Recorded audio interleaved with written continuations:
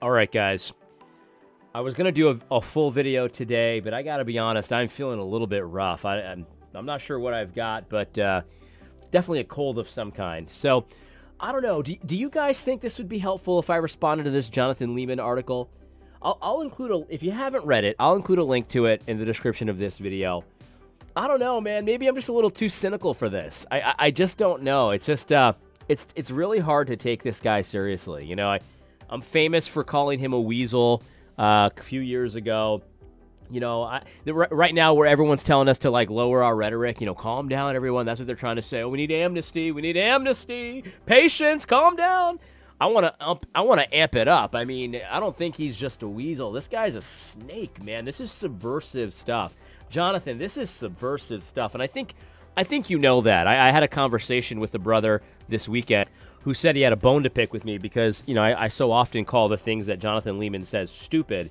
And he says they're not stupid. Jonathan Leeman knows exactly what he's doing. He's a trained subversive, and he's being subversive with the language he uses, the topics he chooses to address. I completely agree. I think he's a smart man. I don't think he's just accidentally stupid at certain times. I think he's intentionally being subversive. I don't know. I mean, it's very hard to take seriously. Even just this is not even the article. This is just something he pulls from the article. This is like his mic drop moment that he pulled out on his Twitter. He says, actually, a Christian nation does exist, and it's called the church. It's comprised of people from every nation on earth. Perhaps the best way to become a real Christian nationalist then is to join a church. And so it's very clear he's trying to say, you know, yeah, there's really no Christian nations except for the church. And you can instantly, whenever someone has an argument like this, try to apply their argument to the family, right? To the family. So does a Christian family exist? Because obviously we understand that the Bible talks about us as brothers and sisters, and we're, you know, when we're converted, we're adopted into the family of God. We understand that, but I'm still a father, right? I'm still a father. I'm still a husband. I'm still a child of my parents, right? Like, it doesn't, the grace of God and being in God's family doesn't erase the fact that I'm still in my biological family as well. I still got duties unto my father and mother. I've still got duties unto my wife and to my children and things like that. There's still a way for me to be a Christian family outside of the church in particular, right? Like, the family is a certain unit of government, and we run that as a Christian family. The church is a separate, you know, unit of government, and we run that as a church. There's certain duties, there's certain jurisdictions that the church has, that the family has. And then, of course, the civil governing authority is a third unit. And you can be a Christian civil governing authority, and you have different jurisdictions than the church and the family does. And so there's a way to be a Christian in all of those capacities that's separate from the church, right? We understand that. And Jonathan Leeman, this whole article, if you just keep replacing Christian nationalists with Christian family, you can see how vacuous it is. And it's very hard to take seriously. At one point, actually, it's interesting. He addresses this whole idea about the label Christian family. And what he says is, you can only call a Christian family if every individual is a Christian. It's just like a throwaway line. And it's like, that makes absolutely no sense at all. Like if I'm a Christian father, right, and we have 6 kids, and then I've got a 13-year-old boy. He decides he wants to have sex with his girlfriend, so he doesn't want to be labeled as a Christian anymore. Do I now start organizing my family differently to accommodate the non-Christian that's in my family? Do I say, okay, well, I know we used to pray and we used to sing, the doxology before dinner or after dinner. I know we used to do that, but that was when we were a Christian family, when all of us were Christians. Now that one of us isn't, we would need to accommodate that, and we're not going to organize. I'm not going to be explicitly Christian father anymore. I'm not going to have an explicitly Christian organization of my marriage. I'm the leader of the household. My wife's the helpmeet. The children are there. We're not going to organize that as explicitly Christian. We're not going to call ourselves a Christian family because one of us isn't a Christian. Does that make any sense? It does. It's hard to take that seriously. He just that's just kind of throwaway line for him, and it's just like, I don't know. I mean, it's subversive for sure. Maybe guys, tell me, do you think it'd be helpful for me to really just go into this completely? I'm having a hard time taking it seriously. I really am. Guys, you got to help me out here. I do this channel for you guys. I do it for you. So if you think this would be helpful, let me know. Let me give you another reason why I'm having a hard time taking it seriously. There's a point in the article where he expresses like a lot of concern that if we identify the nation as a Christian, like if we have a Christian government, it's going to be confusing for missions because, now it's like the government it has the keys of the kingdom, right? We all know that the church has the keys of the kingdom. The government has the sword.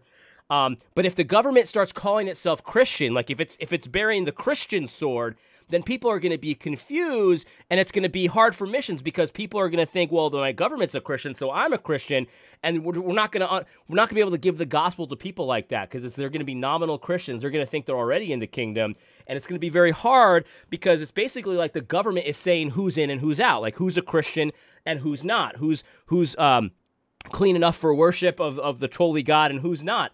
And he expresses a lot of concern. And I have a hard time taking that seriously coming from the guy who promoted the idea that the government actually does have that power in closing down church. Like if this guy just like a matter of a year ago, 2 years ago, wasn't encouraging churches to stay closed because the government told them to, it'd be a little easier to take this very deep concern, clutching his pearls, seriously. But it's impossible to take, maybe it's not impossible, I shouldn't say that. It's hard to take seriously knowing what this man did just like 2 years ago and has not apologized for and has not repented of and has not taken it back and not even said oopsie, for goodness sake. It's like you guys were all closed down because the government told you to. They said that you shouldn't worship a certain way and you believed them. You said, okay, government, we won't worship that way. So excuse me if it's a little bit difficult to take this concern very seriously, that people are going to be so confused. I'm just a nominal Christian. I don't really need the gospel. If people are confused about that, that's your problem as the evangelist. If they think what do we do now? This is not really complicated, right? What do we do with a nominal Christian now? We give them the gospel. We take them through the whole thing. I mean, there's different methods of doing it. You got the way of the master. You got, the Romans road. There's different ways you could do it. But so he's acting like, oh, this is a real concern. This is not a concern, John. This is a play. You're running a play. That's what this is. You're not actually concerned. You're subversive, and you're running a play, pretending like you're concerned when your actions, which actually show us what you actually believe, John, they actually prove this is not a concern of yours at all. Not a concern at all. Overall, I mean, and again, guys, tell me if you want me to do the whole article. I will. I'm just having a hard time taking it seriously, and I feel sick, so like maybe I just don't want to do it. I don't know. But this whole article, it strikes me, just to tie this up in a bow, as Jonathan saying, look, I think it's okay, and I believe that Christians should influence the government, but only like in the field of battle, right? Like the public square is the battle of the gods, and so long as we're engaging in that battle, that's okay. You can believe what you want, you can battle and duke it out. But the minute you start winning, the minute you have the authority to actually implement a Christian version of morality of the civil governing authority, a Christian civil governing authority that bears a Christian sword, right? We're not spreading the gospel with that Christian sword. What we're doing is what the Bible says we should do with it. We should be executing vengeance upon the evildoer and promoting what is good with that sword. That's why we have it. We don't bear that sword in name. We don't bear the name of the Lord in vain. We bear the sword because God says so. The minute you start winning, well, that's wrong. That's Christian nationalism. You shouldn't do that. But as long as you're duking it out and you're actually not winning, he's cool with it. This is in short, I think this is an article that's subversive, and I think it's promoting a loser version of Christianity, which is not the Christianity that I see when I read Psalm 110. In any case, let me know. If you want me to do the whole article, I will. I'm just having a hard time taking it seriously. And like I said, maybe it's just because I'm not feeling well and I don't want to go into the whole thing.